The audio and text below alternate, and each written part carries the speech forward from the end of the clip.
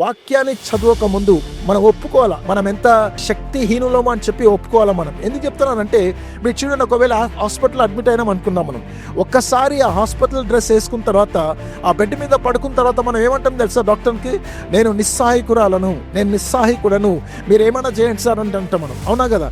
అంటే మనం ఒప్పుకుంటాం అన్నట్టు, that I'm weak over there. మనం ఎలా వస్తామనంటే, దేవుడి దగ్గరికి వచ్చినప్పుడు డాక్టర్ లాగా ఫీల్ అవుతుంటాం, మనమే దేవుడికి పనులు చెప్తుంటాం. అసలు యాక్చువల్లీ అలా కాకుండా మనం ఏం చేయాలనంటే, దేవుని దగ్గర ఒప్పుకోవాలా, మనం కంప్లీట్గా అప్పగించుకోవాలా దేవుని సన్నిధిలో. ప్రియులారా, 25వ కీర్తన 9వ వచనంలో ఈ మాట అంటూ చూడండి, న్యాయ విధులను బట్టి ఆయన దీనులను నడిపించును, తన మార్గములను దీనులకు నేర్పించునంట. ఎవరైతే తన్ను తాను తగ్గించుకుంటారో, ప్రభు నా వల్ల కాదు, I want to learn from your word and వాక్యం కోసము దేవుని సన్నిధిలో ఎప్పుడైతే మనం అప్పగించుకుంటామో, వారికి దేవుడు వాక్యాన్ని నేర్పిస్తాడు. ప్రియులారా,